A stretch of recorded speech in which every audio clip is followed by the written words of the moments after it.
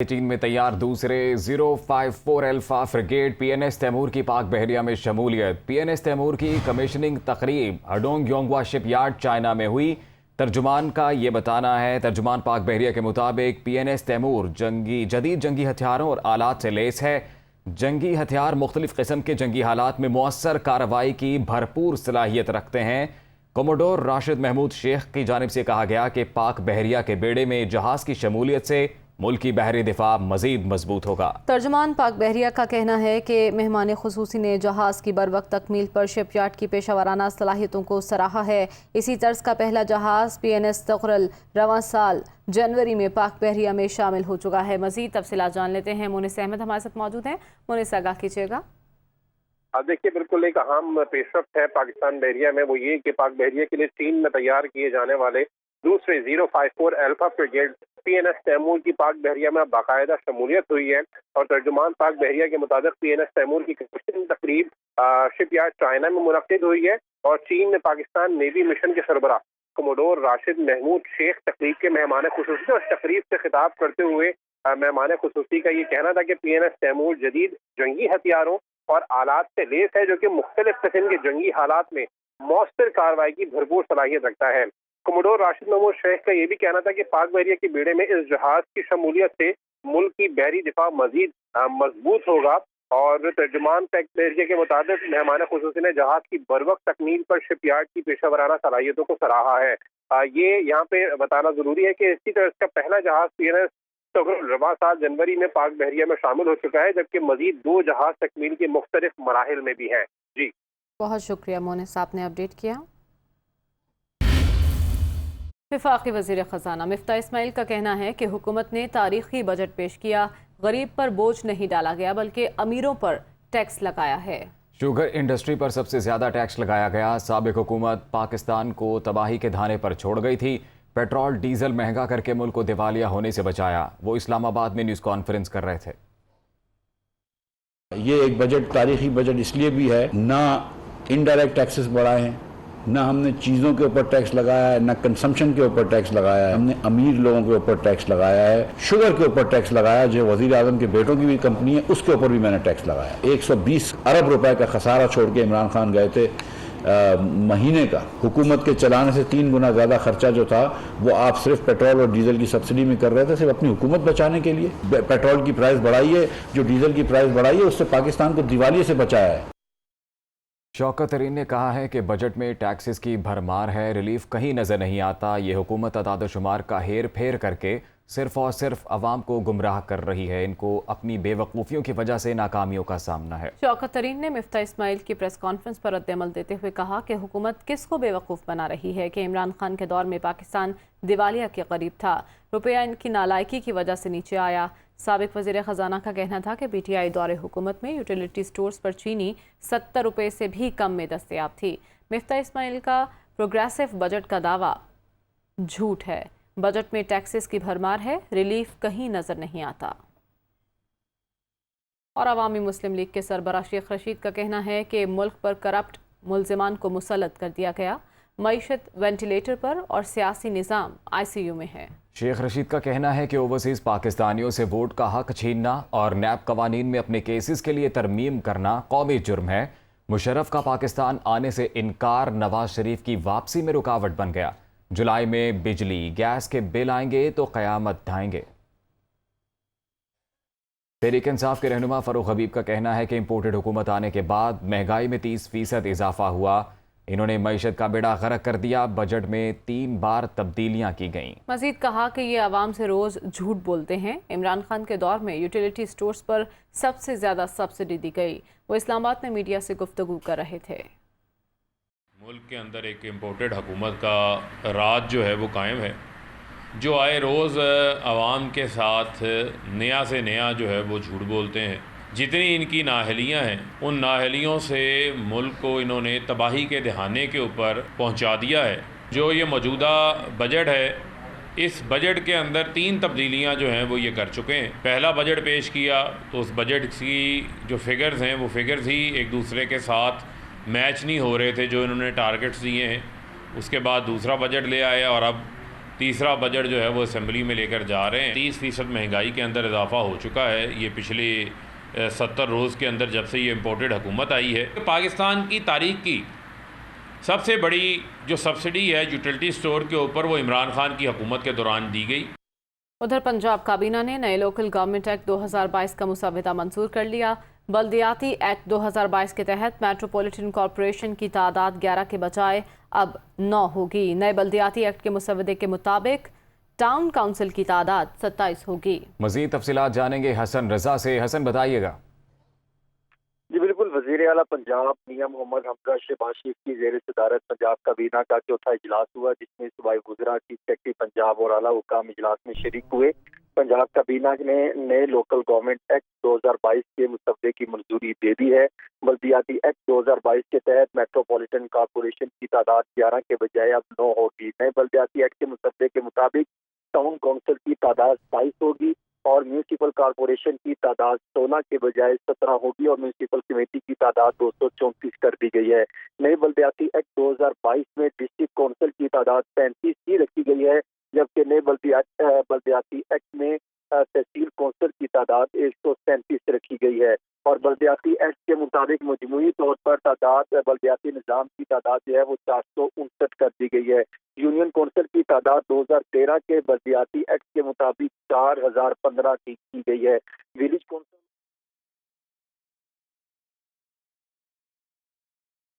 اور اب آپ کو اسلام آباد لیے چلتے ہیں. وزیر اعظم شہباز شریف مسلم لیگ نون کے سینیٹر سے خطاب کر رہے ہیں. صورتحال ہے، اس حوالے سے میں آپ کو ذرا اعتماد میں لوں گا، تو آپ کو بہت شکریہ. اس حوالے سے جو پہلی بات جو ہے کہ ہماری جو ایک شروع میں سوچ تھی کہ ہم ریفارمز کر کے الیکشن میں جائیں گے، تو اس میں کولیشن میں اس میں تقسیم تھی. کچھ کا خیال تھا کہ ہمیں الیکشن میں جانا چاہیے، کچھ کا خیال تھا کہ نہیں، پورا ٹرنیور کرنا چاہیے. ہماری اپنی پارٹی کی آواز انہی آوازوں کے ساتھ تھی جو کہ یہ سمجھتے تھے کہ ہمیں ریفارمز کر کے الیکشن میں جانا چاہیے، چاہے وہ الیکٹورل ریفارمز ہیں اور دوسری ریفارمز ہیں. مگر پھر چونکہ باقی پارٹیوں کا فیصلہ اس معاملے میں تھا کہ نہیں، ہمیں پوری ٹرم کرنی چاہیے، تو اس میں وقت لگا. تو بہرکیف اب سب یکسو ہیں کہ ہم یہ جو 14 مہینے ہیں ان کو ہم نے پوری ٹرم ہم نے استعمال کریں گے اور شبانہ روز کوشش کریں گے، محنت کریں گے انفرادی طور پر، اجتماعی طور پر، اور اللہ تعالیٰ کے ہاں نتائج اس کے ہاتھ میں ہیں. تو انشاءاللہ مجھے امید ہے کہ اللہ تعالیٰ اپنے بے پایاں فضل و کرم سے اس پاکستان کے اوپر، پاکستان کے عوام کے اوپر اور آپ کی کاوشوں کے اوپر اللہ تعالیٰ اپنی کمال مہربانی سے کرم فرمائیں گے. لیکن شرط اول یہ ہے کہ محنت اور مسلسل محنت اور دیانت اور امانت کے ساتھ ہم آگے بڑھیں. تو سب سے پہلا مرحلہ تو سیاسی تھا، جو میں نے آپ کو بھی بیان کر دیا. دوسرا مرحلہ تھا جو کہ انتہائی اہم تھا، وہ یہ تھا کہ پچھلی حکومت نے یعنی جو IMF کے ساتھ جو شرائط طے کی تھی، جن میں کہ تیل کی جو قیمتیں ہیں، گیس کی قیمتیں ہیں، وہ جو عالمی منڈیوں میں ہوں گی وہی آگے پاس آن کریں گی. اور کبھی ماضی میں اس کی شاید ہی کوئی مثال ملتی ہو کہ اگر تیل کی قیمتیں بڑھتی ہیں تو وہ پاس آن نہیں کی جاتی، اور کم ہوتی ہیں تو وہ پاس آن نہیں کی جاتی ہیں. اگر بڑھتی ہیں تو وہ پاس آن کی جاتی ہیں، اگر کم ہوتی ہیں تو وہ کمی بھی پاس آن کی جاتی ہے. لیکن IMF کے ساتھ یہ پچھلی حکومت نے یہ معاہدہ کیا کہ ہم قیمتوں کو پاس آن کریں گے، جو کہ ماضی میں ہوتا رہا. دوسرا، انہوں نے IMF کی یہ بھی شرط انہوں نے مان لی کہ جو پیٹرولیم ڈیولپمنٹ لیوی جو ہے 30 روپے وہ ہم بڑھائیں گے. تیسرا، جنرل سیل ٹیکس 17% شاید 17% وہ بھی بڑھائیں گے. اور اس کے بعد ایک ایک کر کے اس معاہدے کی ان کے دھجیاں انہوں نے بکھیر دیں. مثال کے طور پر جب مارچ میں دنیا میں تیل کی قیمتیں آسمانوں سے باتیں کر رہی تھیں اور گیس کی قیمتیں انہوں نے یکایک قیمتیں کم کر دیں. 3.5 سال تو ان کو یاد نہیں آیا کہ ہم کوئی غریب عوام کو، بیوہ یتیم کے لیے کچھ ہم کام کر سکیں، کچھ ان کو ریلیف دے سکیں، کوئی اشک شوئی کر سکیں، ان کے سروں پہ دست شفقت رکھ سکیں. وہ تو ان سے بالکل عاری تھے، کوئی ایمپتھی نہیں تھی، کوئی غریب عوام کے لیے، کوئی عوام کے لیے کچھ کرنے کی ان میں کوئی تڑپ نہیں تھی. تو مارچ اسی سال 2022 میں جب ان کو یہ نظر آیا کہ اب شاید شکست ان کے مقدر میں ہے، تو انہوں نے جناب اچانک تیل کی قیمتیں کم کر دیں. دنیا میں آسمان سے باتیں کر رہی تھیں اور اس کی نہ انہوں نے باقاعدہ فنڈنگ انہوں نے کی اور نہ ہی جو کابینہ میں یہ معاملہ لے کے گئے اور اپنے تائیں یہ فیصلہ کر دیا، صرف کہ ان کو نظر آ رہا تھا کہ اب ووٹ آف نو کانفیڈنس شاید کامیاب ہو جائے گا، تو نئی حکومت آ رہی ہے، ان کے لیے ایک جال ہم سرنگ بچھا دیں.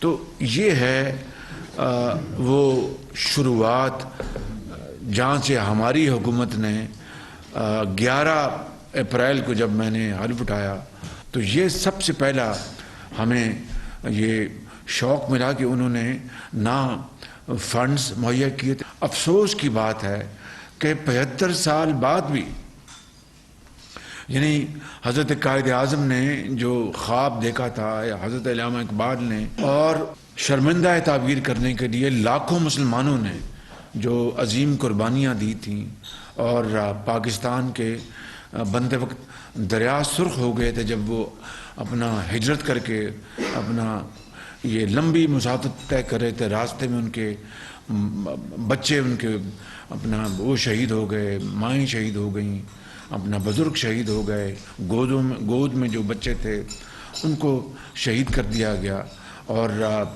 ماؤں کے آنچل پھٹے، اور کس طریقے سے وہ اپنے گھر بار چھوڑ کے ہندوستان میں پاکستان آئے اس امید کے ساتھ کہ ایک ایسا پاکستان ہوگا جہاں پر محنت، امانت اور دیانت سکہ رائج الوقت ہوگا، جہاں پر میرٹ ہوگا، جہاں پر کرپشن نہیں ہوگی، جہاں پر چاہے وہ محلہ ہے یا گلی ہے یا شہر ہے یا صوبہ ہے یا ملک ہے، وہاں پر صرف اور صرف محنت کی اور دیانت کی بنیاد پر آپ معاشرے میں اپنا مقام حاصل کر سکیں گے.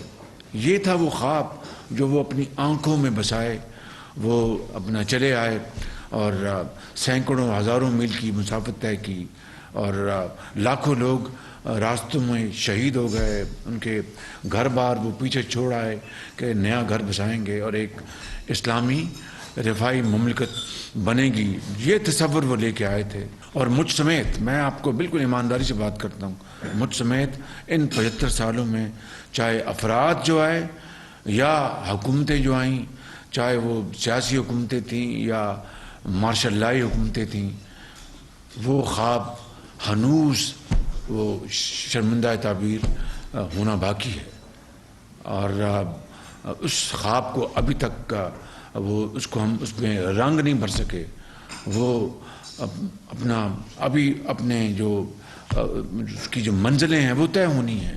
اور آج 75 سال بعد قرب و جوار کو دیکھیں تو ہم سے کہیں آگے نکل گئے. اور ہم آج بھی دیکھیے اللہ تعالیٰ کا میں شکر ادا کرتا ہوں کہ پرسوں ہمیں چین نے ایک اور $2.3 ارب وہ قرض ہے، اٹس ناٹ اے گرانٹ، لیکن ان حالات میں the most trying circumstances we are passing through، میں سمجھتا ہوں کہ پاکستان آج ان تمام وجوہات کی بنا پر جو میں نے ابھی بیان کی ہیں یا بھی کچھ اور میں عرض کروں گا، جو اپنا اس وقت مشکلات ہیں، چیلنجز ہیں، وہ بے پناہ ہیں. وہ کیوں؟ اس لیے کہ ہم نے 75 سال میں بھی آج بھی ہم کچھ کوڈ لے کے پھرتے ہیں. اور چین کی بات میں ہمیشہ کرتا ہوں، میں سعودی عرب کی بات ہمیشہ کرتا ہوں، میں UAE کی بات ہمیشہ کرتا ہوں، میں قطر کی بات ہمیشہ کرتا ہوں، اور ہمارے جو دوسرے اسلامی دوست ان کی بات کرتا ہوں جنہوں نے ہمیشہ پاکستان کا برے وقت میں، مشکل وقت میں ساتھ دیا، مالی طور پر تعاون کیا، سیاسی طور پر تعاون کیا، ڈپلومیسی میں انہوں نے ہمیشہ ہماری سپورٹ کی. وہ قومیں جو ہم سے بہت پیچھے تھیں وہ ہم سے آج بہت آگے چلی گئی ہیں. یقین کریں وہ کیوں؟ انہوں نے اپنا راستہ متعین کیا, وہ یکجا ہو گئے, انہوں نے اتحاد اور تنظیم کے ساتھ جو حضرت قائد اعظم کے فرمودات ہیں. تو وہ کریکٹر کہاں گیا قوم کا؟ لیکن ماضی میں اب جھانکنے سے اور رونے دھونے سے تو کچھ نہیں ہوگا. ہمیں آج بھی اگر ہم فیصلہ کرنے کہ ہم نے اپنے احوال کی اصلاح کرنی ہے, ہم نے بہتری لے کے آنی ہے, اور ہم نے اس قوم کا جو مقدر بدلنا ہے. کیا اللہ تعالیٰ نے, میں کہتا ہوں کہ خدا نخواستہ وہ اللہ تعالیٰ یہ چاہتا تھا کہ پاکستان بنے گا تو ہمیشہ غریب رہے گا؟ میں ایک آدمی سوچ بھی نہیں سکتا. لیکن وہ خود اللہ تعالیٰ کو حکم ہے کہ وہ اسی قوم کی تقدیر بدلتا ہے جو خود اپنی تقدیر بدلنے کے لیے اٹھ کھڑی ہو.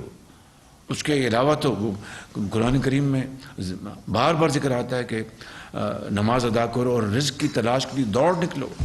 محنت کی بات اللہ تعالیٰ قرآن میں فرماتا ہے, امانت کی, دیانت کی, غریبوں کی, یتیموں کی. تو کہنے کا مقصد یہ ہے کہ اس قوم کو اللہ تعالیٰ نے بے پناہ اپنا قدرتی دولت سے, وسائل سے مالا مال کیا ہے.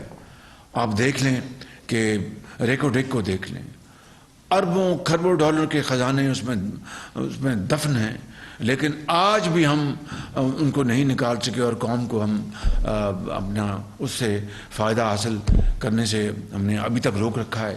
وہ قوم کا قصور نہیں ہے, وہ اس تمام قیادت کا قصور ہے جنہوں نے اس کو ڈیل کیا, اور غلط طریقے سے ڈیل کیا یا صحیح طریقے سے ڈیل کیا. مگر آج جو بھی حال ہے وہ دیکھ لیجئے کہ وہ خزانہ ابھی بھی بالکل وہ اندر دفن ہے, اور اس کو ہم پاکستان اپنی حالت نہیں بدل سکا. اس طرح میں اور کئی مثالیں دے سکتا ہوں. میں یہاں پر خود نمائی کی بات نہیں کرنا چاہتا کہ میں 10 سال پنجاب میں وزیر اعلیٰ رہا اور میں نے یہ کیا, نواز شریف کی قیادت میں یہ کیا. میں آج آپ کے سامنے میں ایک دکھی دل کے ساتھ جو 75 سالہ جو ہمارے جو دکھ ہیں میں ان کا اپنا بیان ان کو کر رہا ہوں, اس لیے کہ ہمیں آج ان کو سامنے رکھ کر اور یہ اگر ہم فیصلہ کر لیں کہ نہیں ہم تاریخ کا رخ موڑ دیں گے اور دریاؤں کو عبور کریں گے اور سمندروں کو پار کریں گے اور پہاڑوں کو ان کو کم اوور, تو پھر اللہ تعالیٰ راستہ دے گا. لیکن اس طرح نہیں کہ ہم آج چین کب تک ہماری مدد کرے گا؟ وہ کہتا ہوگا یار یہ کب تک ہمارے پاس آ کے ہم سے مانگیں گے. سعودی عرب ہمیں کہتا ہوگا کہ نہیں یہ ہمارے بھائی ہیں, یہ کب اپنے پاؤں پہ کھڑے ہوں گے. تو اس قوم کی اصلاح اللہ تعالیٰ تبھی کرتا ہے جو اپنی اصلاح خود کرنے کے لیے تیار ہو جائے اور فیصلہ کر لے. ہم نے اپنا کم سے کم 15-20 دن مہینہ ہم نے کہا کہ ہم کس طرح ہم اس حکومت کی مہنگائی اور ان کی بدترین غفلت, کرپشن, پی ٹی آئی کی میں بات کر رہا ہوں, ان کے جو سکینڈلز ہیں, چاہے وہ گیس کا سکینڈل ہے, چاہے وہ ایکسپورٹ کا شوگر کی ایکسپورٹ کا سکینڈل ہے, گندم کی ایکسپورٹ کا سکینڈل ہے, اور آپ دیکھیں کہ پھر ان کو اربوں روپے سبسڈی دی اور پھر سبسڈی دے کے ان کو خزانہ خالی کر دیا, ان کو ان کی موجیں کرا دی ان کی کارٹلز کی, اور وہ سکینڈلز انہوں نے بنائے اور ہم ان کی پوری طرح ان کی بیخ نہیں کرتے آئے, ان کی سختی سے ہم نے ان کو کنڈیم کیا, اور آج ہم بڑھائیں گے قیمتیں تو عوام کیا کہیں گے. لیکن پھر مجبوراً یہ کرنا پڑا, اور ہمیں اور پوری کولیشن کو, میاں نواز شریف کو, زعماء کو بڑی ان کو اس بات کی تکلیف تھی کہ ہم قیمتیں بڑھانے جا رہے ہیں. لیکن سب کے ذہن میں ایک بات تھی کہ پہلے ریاست بعد میں سیاست. اگر ریاست بچتی ہے تو سیاست بچ جائے گی. خدا نخواستہ ریاست کچھ ہوا, ماضی قریب کی حکومت کی بدترین لغزشوں اور کرپشن اور لیڈ بیک ان کی جو اپروچ تھی اور ٹوٹل انیکسپیرئنس, یہ انڈر 19 بھی نہیں تھی, یہ تو شاید انڈر 12 تھی یہ ٹیم جنہوں نے اس طرح کی حرکتیں کی اور قوم کا وقت برباد کیا, قوم کے وسائل برباد کیے. تو ہمیں پھر یہ قیمتیں بڑھانی پڑیں. مگر IMF تلا ہوا تھا کہ نہیں جی آپ وہ جو معاہدہ تھا اس کی ساری اس کی شکیں آپ اس کی پوری کریں اور ہمیں اعتبار نہیں ہے. دیکھیے آپ اندازہ کریں کہ اسٹیٹ وہ ہوتی ہے، اسٹیٹ کا یہ ایک سب سے بڑا تورا امتیاز یہ ہوتا ہے، ایک سب سے بڑا ان کا فیکٹر یہ ہوتا ہے کہ جو بھی معاہدہ کیا جائے اس کی پاسداری کی جائے. یا تو وہ شرطیں مانتے نہ، آئی ایم ایف کہتے جناب ہم یہ کام نہیں کر سکتے، وہ شرطیں مان کے اس کے اوپر دستخط کر کے ان کی جناب ان کی دھجیاں اڑا دیں. تو آج آئی ایم ایف کہتا تھا کہ آپ بھی تو پاکستان کی حکومت ہے، ہم آپ پہ کس طرح اعتبار کریں. تو بہرکیف یہ ایک بڑا مشکل مرحلہ تھا، اور میں آپ کو یہ بتانا چاہتا ہوں کہ ابھی مشکلات آنی ہیں. دیکھیں میں ڈے ون سے میں نے کہا تھا میں قوم سے کبھی انشاءاللہ غلط بات نہیں کروں گا، جو بات ہے سچی بات بیان کروں گا، اور جو مصلحتاً کوئی قومی مفاد میں کوئی بات نہیں بتانی تو میں دل میں راز رکھوں گا، لیکن قوم کے ساتھ میں کبھی غلط بیانی نہیں کروں گا. تو انشاءاللہ میں کچھ ہو جائے میں بات وہی کروں گا جو سچی ہے، اور پھر اگر کوئی بات کسی وجہ سے نہیں بیان کرنی بنتی تو وہ ہم دل میں رکھیں گے، لیکن قوم کو دھوکہ نہیں دیں گے. یہ نہیں کہیں گے جناب ہم 300 ارب ڈالر لے کے آئیں گے، ہم 90 دن میں جناب کرپشن ختم کر دیں گے، ہم جناب دودھ اور شہد کی نہریں بہا دیں گے، ہم جناب پاکستان کے نیا پاکستان لے کے آئیں گے. نیا پاکستان، اب میں کہتا ہوں جو قائد کا پاکستان ہے اس کی طرف ہم چل پڑیں تو یہ بہت بڑی ہماری جیت ہوگی بالکل. تو اس لیے اب آئی ایم ایف سے ہمارا معاہدہ جو ہے وہ شرائط جو ہے آلموسٹ وہ طے ہو گئی ہیں، اور انشاءاللہ اگلے چند دنوں میں امید ہے اگر کوئی آئی ایم ایف نے کوئی اور اپنے شرط نہ لگا دی تو یہ اب یہ معاملہ ہونے جا رہا ہے. لیکن آئی ایم ایف کے معاہدے کے نتیجے میں کیا راتوں رات خوشحالی آ جائے گی؟ بالکل نہیں. ہمیں اپنی جو فائنینشیل پوزیشن ہے اس کو مستحکم کرنا ہے، اور پھر اس پروگرام کے ساتھ جس سے ورلڈ بینک بھی ہماری طرف رجوع کرے گا، ایشین بینک بھی آئے گا، جو ادارے ہیں جو بائی لیٹرل ملٹی لیٹرل جو ادارے ہیں ان کے ساتھ، اسلامی جو ممالک ہیں ان کے ساتھ ہمارے جو فائنینشیل ٹریڈ وہ رشتے بڑھیں گے. وہ آئی ایم ایف ایک ایسا لنچ پن ہے کہ وہ ایک اس سے یہ ہمیں مدد ملے گی، لیکن قوم کو خوشحالی اور ترقی کی طرف لے کے جانا وہ پھر یہ میری ذمہ داری ہوگی، اور کولیشن کی تمام پارٹیز کی ذمہ داری ہوگی، اور ہماری کابینہ کی ذمہ داری ہوگی، تمام اداروں کی ذمہ داری ہوگی کہ وہ مل کر شبانہ روز محنت کریں، جس میں قومی خوشحالی اور ترقی کے فیصلے ہیں ان کو ہم اپنے سر فہرست رکھیں، اور اس کے تابع جتنی خواہشات ہیں ان کو قربان کر دیں. ذاتی پسند ناپسند اس سے اوپر ہمیں اپنا بڑھنا ہوگا، اٹھنا ہوگا، اور محنت کر کے اللہ کا نام لے کے ہم وہ فیصلے کریں جس سے کہ یہ قوم ترقی اور خوشحالی کی طرف بڑھے گی.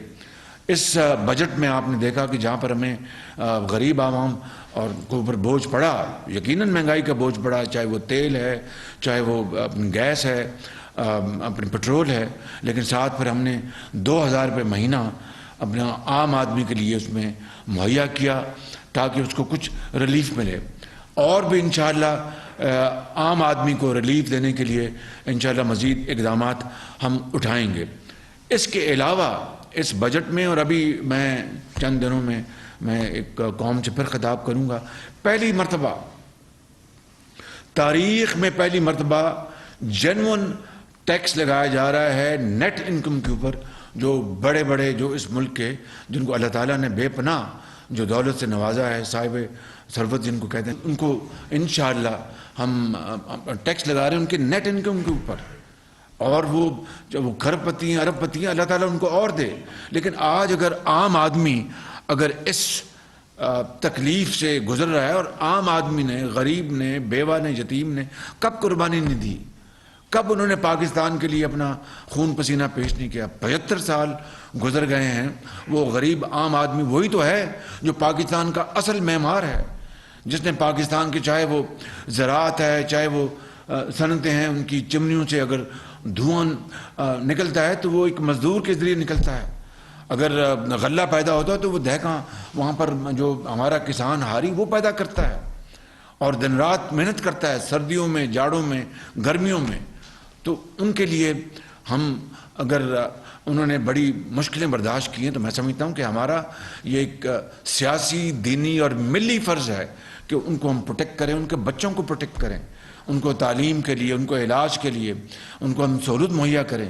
بدقسمتی ہے، میں یہاں پر سیاسی بات نہیں کرنا، لیکن حقیقت یہ ہے کہ ماضی کی حکومت نے جو میاں نواز شریف کے آپ کے قائد کے دور میں جو مفت ادویات تھی اسپتالوں میں وہ ختم کر دی. آج تھا وہ ختم کر دیا. اور آپ یقین کریں لیپ ٹاپس جن کے بارے میں پچھلی حکومت بڑے بڑے الزامات دیا کرتی تھی کہ جناب یہ ایک سیاسی رشوت ہے، آپ بتائیے جب کووڈ آیا تو وہی لیپ ٹاپ جو تھا وہ وسیلہ بن گیا تعلیم کا. وہی لیپ ٹاپ جو تھا وہ وسیلہ بن گیا اپنا رزق حلال کمانے کا، کہ گھر میں بیٹھ کے آپ دنیا میں جہاں چاہیں آپ اس کو لیپ ٹاپ کو آپ ان کی پروگرام جو ای کامرس ہے اور بے شمار چیزیں. تو میں سمجھتا ہوں کہ وہ تمام اچھے کام جو میاں نواز شریف کے زمانے میں ہو رہے تھے سب اس حکومت نے نہ صرف ان کو ختم کر دیا اور غریب آدمی کو 3.5 سال میں ایک دھیلی کی کہیں ریلیف نہیں دیا. لاکھوں گھر لے لیں، ایک اینٹ نہیں رکھی، 1 کروڑ نوکری لے لیں، لاکھوں لوگ اور بے روزگار ہو گئے. تو میں سمجھتا ہوں کہ یہ ہیں وہ بڑے بڑے بلنڈرز اور ظلم اور زیادتی جو پچھلی حکومت نے کی. اور پھر چین سے تعلقات خراب کر لیے، سعودی عرب سے تعلقات خراب کر لیے، ترکی سے تعلقات خراب کر لیے. ترکی ہمارا بہترین دوستوں میں شمار ہوتا ہے، ان کے ساتھ تعلقات خراب کر لیے. UAE سے تعلقات خراب کر لیے. اور بھاشن دینا، کبھی قومیں اس طرح بنتی ہیں؟ قومیں تو بنتی ہیں مل کر، دن رات وہ جستجو ہو، تڑپ ہو، اور دن رات محنت کر کے خون پسینہ بہا کر اس ملک کے غریب اور بیوہ اور یتیم اور عام آدمی، کاروباری، تاجر، ایک اسٹوڈنٹ، ایک مزدور، اس کی زندگی میں خوشحالی کا انقلاب لے کر آئے. تو میں سمجھتا ہوں کہ یہ وہ راستہ ہے جس کو ہم نے اب اپنانا ہے انشاءاللہ. اس کے لیے ہم پوری طرح تیار ہیں، میں پوری طرح تیار ہوں. آپ سب کے ساتھ مل کر، تمام اتحادی جماعتوں کے ساتھ مل کر اور عوام کے ساتھ مل کر، اداروں کے ساتھ مل کر، پارلیمان ہو، چاہے ہماری مقننہ ہو، چاہے وہ ایڈمنسٹریشن ہے، چاہے وہ دوسرے ادارے ہیں، مل کر ہمیں اس قوم کو بنانا ہے. And I believe in this time tested quote, it's never too late, it is difficult but not impossible. میرا یہ ایمان ہے، یہ میرا ایمان ہے کہ مشکل ضرور ہے راستہ لیکن ناممکن نہیں ہے. بڑی بڑی قوموں نے یہ اپنی تاریخ رقم کی، جاپان نے تاریخ رقم کی، جرمنی نے تاریخ رقم کی. اب دیکھیے کہ میں آپ کو کیا بتاؤں، یعنی دل خون کے آنسو ہوتا ہے جب یہ ابھی جب گیس کی قیمتیں وہ زمین بوس ہو چکی تھی، $4 تھی، یعنی اپنا پر یونٹ دنیا میں خریدی، نہ لانگ ٹرم ایگریمنٹ کیا. پوری دنیا میں گیس جو تھی وہ یعنی سمجھ لیجئے کہ مفت مل رہی تھی. نہ انہوں نے سپاٹ کارگو خریدے جو $3 کے ملتے تھے، وہ بھی نہیں لیے، اور لانگ ٹرم ایگریمنٹ نہیں، اس لیے کہ 3.5 سال وہ نواز شریف کے دور کے اس قطر کے ساتھ ایگریمنٹ کے اندر کیڑے نکالتے رہے جو کہ آج ہماری لائف لائن بن گیا ہے. اگر وہ نہ ہوتا تو آج ہم کہاں جاتے. میں اس لیے ساری باتیں یہ بتائی ہیں کہ ابھی ہم نے چند دن پہلے میں نے یہ بالکل واضح ہدایت دی تھی کہ جس طرح بھی ہے ہم نے لوڈ شیڈنگ کو کم سے کم رکھنا ہے. غریب آدمی کے لیے پنکھا بھی نہ چلا شدید گرمی میں تو پھر وہ بد دعائیں دیں گے. ایک طرف مہنگائی ہے، ایک طرف بے روزگاری ہے، ایک طرف ظلم زیادتی، اور غریب آدمی کو ہم رات کو پنکھا بھی نہ مل سکے تو وہ ہمارے بارے میں کیا سوچے گا. تو ہم نے پوری کوشش کر رہے ہیں. لوڈ شیڈنگ ابھی ہے لیکن انشاءاللہ اللہ نے چاہا تو قابو پائیں گے. مگر میں جو مثال دے رہا ہوں کہ ابھی انہوں نے ٹینڈر کھولا ہے، ٹینڈر میں کسی نے کوٹ ہی نہیں کیا. کیوں؟ اس لیے نہیں کہ اپنا وہ ہمیں دینا نہیں چاہتے، اس لیے کہ گیس اب اویلیبل نہیں ہے. وہ سارے کے سارے وہ یورپ کے جو ممالک ہیں اور دوسرے شمالی امریکہ کے، یورپ کے اور دوسرے فارس کے، وہ گیس خرید رہے ہیں اور ان کو اپنا انہوں نے ایگریمنٹ کر لی ہے انہوں نے.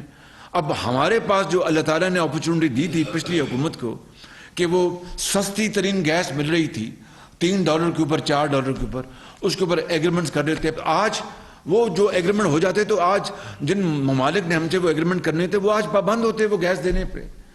$13 پہ جو ہم نے نواز شریف صاحب کے دور میں اس میں تو گیس مل رہی ہے، لیکن اب ہمیں مزید گیس چاہیے. پاکستان میں جو گیس کے جو ذخائر ہیں وہ ہر روز کم ہو رہے ہیں، لیکن اب ہمیں باہر سے ہم گیس منگوانی ہے، گیس ہمیں مل نہیں رہی، اس لیے کہ کوئی انہوں نے ایگریمنٹ کیا نہیں. اور اللہ نے ان کو موقع دیا تھا جب یہ کر سکتے تھے. تو یہ ہیں وہ یعنی کیا کہتے ہیں میگا بلنڈرز. یعنی جس کو کہتے ہیں فاش غلطیاں انہوں نے کی، فاش غلطیاں انہوں نے کی، جس سے کہ قومی معیشت کو بے پناہ نقصان پہنچ چکا ہے۔ تو اب اس سارے نقصان کو اب ہمیں ظاہر ہے کہ ذمہ داری ہماری ہے، انشاءاللہ اس نقصان کو ہم نے اپنا بڑے عزم و ہمت کے ساتھ اور بڑے حوصلے کے ساتھ ہم نے ان کو آہستہ آہستہ اس میں کمی لانی ہے، خوشحالی کی طرف آگے بڑھنا ہے۔ میں دن رات یہاں پر میٹنگ بھی کرتا ہوں، جس طرح میں نے بتایا کہ چائنا کے ساتھ ہمارا اپنا اور چین کے وزیر اعظم سے، میں یہ آپ کو یہ کوئی راز نہیں، جب میری ان سے پہلی ٹیلی فون کال ہوئی کوئی 1 گھنٹے کی، تو بڑی اچھی گفتگو تھی اور بڑے ان سے میں نے ان کو شکریہ ادا کیا، چینی قیادت کا، پریزیڈنٹ شی جن پنگ کا، چینی عوام کا، کہ انہوں نے ہمیشہ پاکستان کا ساتھ دیا۔ تو میں نے ان کو کہا کہ آپ یہ سی پیک کو بھی ہم نے دوبارہ ریوائیو کرنا ہے، تو انہوں نے کہا بالکل ہم وزیر اعظم کریں گے۔ انہوں نے ML1 جو ہے وہ ریلوے کا پروجیکٹ جو پچھلی حکومت نے، دیکھیے ایک طرف آپ برے وقت میں اپنے ایک بہترین ساتھی، ایک قابل اعتبار ساتھی سے مدد لیں اور پھر اس کے اوپر تنقید کریں اور ان کے اوپر آپ الزامات، بے جا الزامات لگائیں، تو اس سے بڑا میں بتاؤں کہ اس سے بڑا پاکستان کے عوام کے ساتھ ظلم اپنے آپ سے تو آپ کر رہے ہیں، پاکستان کے 22 کروڑ عوام کو ان کو بھی آپ نہیں بخش رہے، کہ ایک ایسا ساتھی چین جس نے برے وقت میں ہمیں وہ پلانٹس دیے اپنا بجلی کے 1300 میگا واٹ کے، چاہے وہ سائی وال کا ہے، چاہے وہ پورٹ قاسم کا ہے، چاہے وہ اپنا تھر میں ہے، چاہے وہ اپنا ہب میں ہے، اور چاہے وہ دوسرے منصوبے، انہوں نے برے وقت میں جب 20 گھنٹے کی لوڈ شیڈنگ تھی تو انہوں نے پلانٹ سی پیک میں لگا دی۔ اس کے بعد پچھلی حکومت نے کہا اس میں تو کرپشن ہوئی ہے، اس میں تو یہ ہوا۔ چین کے دل پر کیا گزری ہوگی کہ یار ان کو ہم نے، اور وہ سرمایہ کاری تھی، اس میں کوئی اپنا لون نہیں تھا، وہ سرمایہ کاری تھی، اٹ واز انویسٹمنٹ۔ وہ تو اپنا نیپرا نے ایک ٹیرف دیا ہوتا ہے کہ یہ ٹیرف ہے، آپ آئیں سرمایہ کاری کریں، تو انہوں نے سرمایہ کاری کر کے بجلی مہیا کی ہزاروں میگا واٹ، اور اس کے بعد ہم ان کے پیچھے پڑ گئے۔ کیا ان کے دل پہ گزری ہوگی؟ لیکن میں کہتا ہوں کہ میں ان کا بہت شکر گزار ہوں، انہوں نے ایک لفظ انہوں نے گلے کا نہیں کیا۔ وزیر اعظم چین نے مجھ سے انہوں نے کہا کہ نہیں ہم بالکل تیار ہیں، ML1 کو بھی ہم سپورٹ کریں گے اور بھی یہ کریں گے، کہ اس تمام تر الزام تراشی کے باوجود بھی وہ کہہ رہے ہیں کہ نہیں ہم پاکستان کے ساتھ ہیں۔ اور دیکھیے کہ $2.3 ارب کا انہوں نے اب ہمارا ہو رہا ہے، ابھی سعودی عرب بھی انشاءاللہ مجھے پوری امید ہے۔ لیکن جو شعر ہے کہ خودی کو کر بلند اتنا کہ ہر تقدیر سے پہلے، خودی کو کر بلند اتنا کہ ہر تقدیر سے پہلے خدا بندے سے خود پوچھے بتا تیری رضا کیا ہے۔ یہ خودی وہ گردن میں سری والی خودی نہیں ہے، یہ خودی وہ اپنا ایک کیا کہتے ہیں تکبر اور رونت کی یہ خودی نہیں ہے، یہ محنت اور دیانتداری اور یکسوئی اور اتحاد اتفاق اور دن رات محنت کرنا اور ساتھ انکساری، یہ وہ خودی ہے کہ رب پوچھتا ہے کہ یہ تم کرو گے تو میں تمہیں اپنا وہ تمہارے بہت قریب آ جاؤں گا۔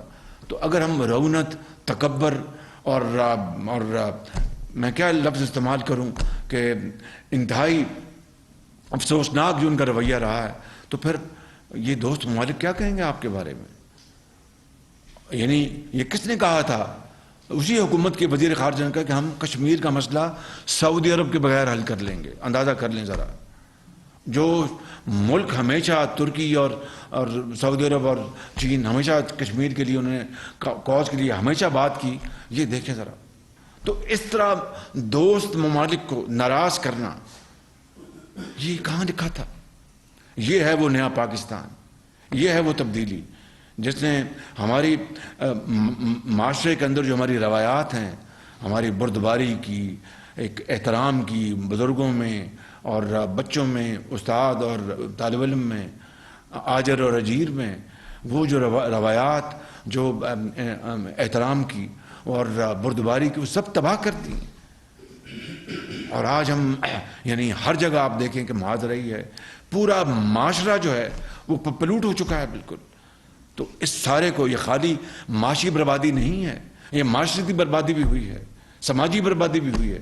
اس سب کو ہم نے مل کر ٹھیک کرنا ہے، یہ میں اکیلا یہ کام نہیں کر سکتا، یہ آپ سب نے مل کر تمام پاکستان کے جو اکابرین ہیں، تمام اداروں نے، پارلیمان میں، ہم سب نے ہر جگہ مل کر ہم نے اس کو ٹھیک کرنا ہے. اور میرا ایمان ہے کہ وہ دن ضرور آئے گا اگر ہم نے پکا فیصلہ کر لیا اور ہم نے یہ طے کر لیا کہ ہم نے پاکستان کی عوام کی تقدیر بدلنی ہے اور ماضی کو دفن کرنا ہے اور انشاءاللہ پاکستان کا کھویا ہوا مقام ہم نے حاصل کرنا ہے، تو باخدا پھر وہ اللہ تعالیٰ بہت کرم فرمائیں گے. وقت پر بہت قریب آ جائے گا انشاءاللہ. کس طرح جاپان بنا، کس طرح دوبارہ جرمنی بنا. وہ جنگ دوئم میں وہ بالکل اپنا وہ ملیا میٹ ہو گئے تھے، بالکل وہ زمین بوس ہو گئے تھے. کروڑوں لوگ لقمہ اجل بن گئے تھے، کروڑوں لوگ. وہ ہیروشیما میں اور ناگاساکی میں جو ہوا، اور پھر جو ایلائڈ فورسز نے جرمنی کو تہوالا کر دیا، تو اس کے بعد 50 سال میں 60 سال میں کس طرح وہ دوبارہ وہ اود کرو اور اوج ثریا سے وہ باتیں کرنے لگے. کس طرح ممکن تھا؟ صرف محنت اور امانت اور دیانت، اور کوئی وجہ نہیں تھی. بالکل کوئی چھو منتر، کوئی جادو نہیں تھا، کوئی اور نہیں تھی چیز. Japan 3rd largest economy in the world, Germany 4th اور 5th largest economy in the world, China 2nd largest economy in the world.